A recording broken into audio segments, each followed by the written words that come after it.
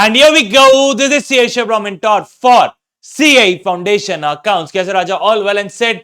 So आज है हम डिबेंचर का चैप्टर टेकअप कर रहे हैं. अगर मैं इस चैप्टर के बारे में बात करूं तो ये पिछले 14 टेम में 4 बार ही पूछा गया है.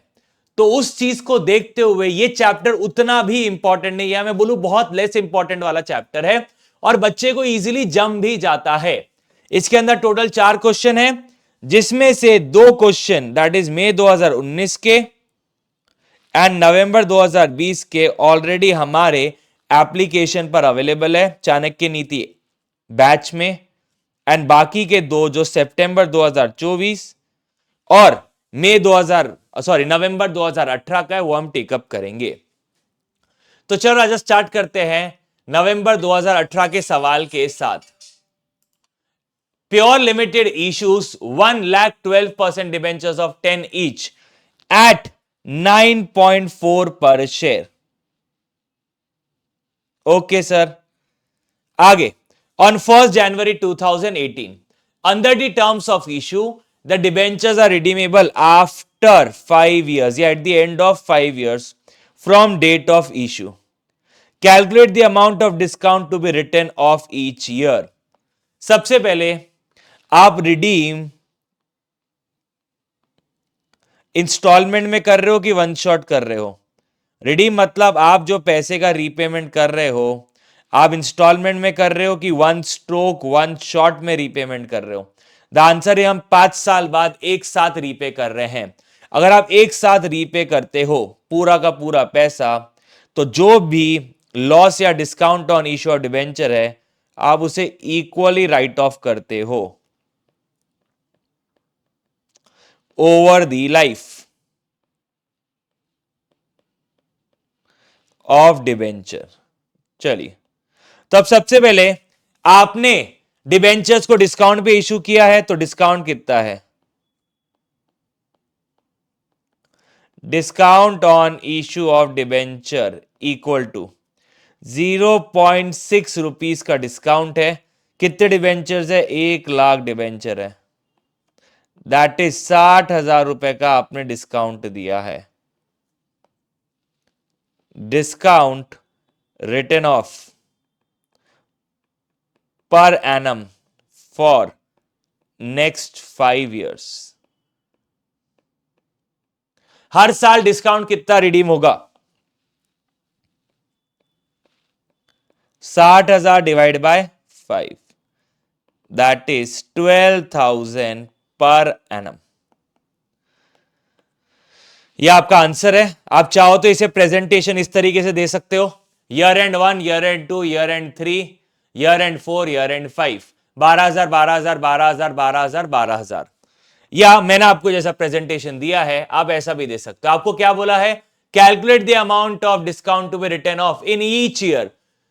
तो आप लिख सकते हो भाई year 1, year 2, year 3, year 4, year 5. Same figure 12,000 12,000 12,000 12,000. आप जर्नल एंट्री भी मार के आ जाना, जर्नल एंट्री भी मार के आ जाना. Profit and loss debit, discount on issue of debenture credit 12,000 से. ठीक है, डन. और कुछ सवाल में दम नहीं था. ये था आपका बेसिकली नवंबर 2018 का सवाल. अच्छा रुको रुको रुको, कहां जा रहे हो? लेट्स स्टार्ट विथ सितंबर 2024 का सवाल. XYZ Limited is an unlisted company issued 60,000 12% debentures of 100 each at a discount of 5% on 1st April 2021. Interest is payable annually on 31st March each year. The debentures are redeemable at a premium of 10% in 3 equal annual installment. मतलब यहां पे आप पैसा एक साथ repay कर रहे हो कि इंस्टॉलमेंट में रीपे कर रहे हो? सर इंस्टॉलमेंट में रीपे कर रहे हैं. बिगिनिंग फ्रॉम 31 मार्च 22. तो 31 मार्च 22 को आपका पहला रीपेमेंट रहेगा, फिर 31 मार्च 23 को आपका पहला रीपेमेंट रहेगा, 31 मार्च 24 को आपका तीसरा रीपेमेंट रहेगा. आपने डिबेंचर इशू कब किए? 1 अप्रैल 21।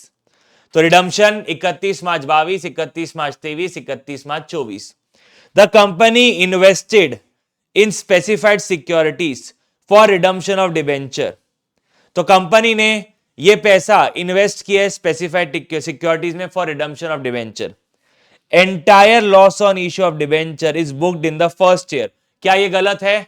हां सर ये गलत है, बिल्कुल गलत है। You are required to pass necessary journal entries in all the 3 years। मुझे एक बात बताओ, ये सवाल तुम्हें किस चीज का लग रहा है? ये सवाल तुम्हें इश्यू ऑफ डिबेंचर का लग रहा है कि ये सवाल issue of debenture plus redemption का लग रहा है?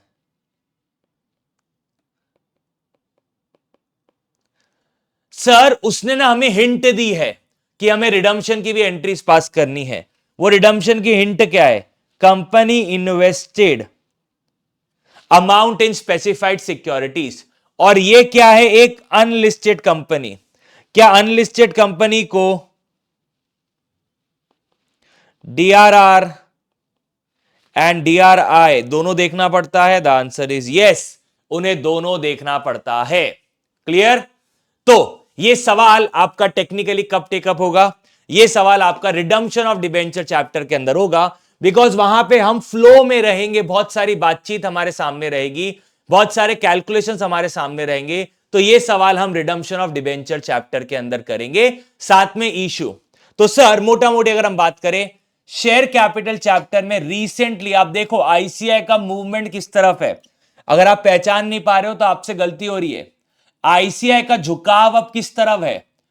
आईसीआई इशू के साथ बोनस इशू की बात कर लेता है कि शेयर्स इशू कर रहे हो तो बोनस इशू भी दे दो, अगर डिबेंचर इशू कर रहे हो तो रिडम्पशन भी कर लो। आप समझ पा रहे हो? तो मेरा जो गट फीलिंग है इस बार, ICI redemption of preference shares पे कुछ सवाल पूछ सकता है, क्योंकि बोनस इशू पे पूछ लिया है, रिडम्पशन ऑफ डिबेंचर पे भी पूछ लिया है। अब जो मुझे एक्सपेक्टेड है कि भाई वो रिडम्पशन ऑफ प्रेफरेंस शेयर्स पे कुछ सवाल पूछ सकता है इन दी अपकमिंग अटेम्प्ट्स। ठीक है राजा? हालांकि ये सवाल हम कब करने वाले हैं? रिडम्पशन ऑफ डिबेंचर के अंदर। ठीक है राजा? डन। तो आज का पीवाईक्यू सीरीज में कुछ दम था नहीं, मोटा मोटी 7-8 मिनट का कुछ लेक्चर बना है। मेरी इच्छा भी नहीं थी ये लेक्चर देने की, बट मैं बोला फिर बच्चा बोलेगा कि यार ये नहीं दिया इसने आज तो मैंने दे दिया। मेरा 8 मिनट का लेक्चर जाएगा, क्या ही देना, बट स्टिल मेरा काम है आपको बताना कि ये पर्टिकुलर क्वेश्चन हम वहां पे टेकअप करेंगे रिडम्पशन ऑफ डिबेंचर के अंदर। तो शेयर का एक क्वेश्चन बोनस के अंदर है, डिबेंचर का एक क्वेश्चन रिडम्पशन ऑफ डिबेंचर के अंदर है। ठीक है राजा? डन। ओके सर, चल आज के लिए यही से हम आपसे विदाई लेते हैं। That's all for the day guys. Love you all. Bye bye. Take care. This is Suresh Shroff signing off. Tada. Take care. Love you all. मिलते हैं for another session. Take care.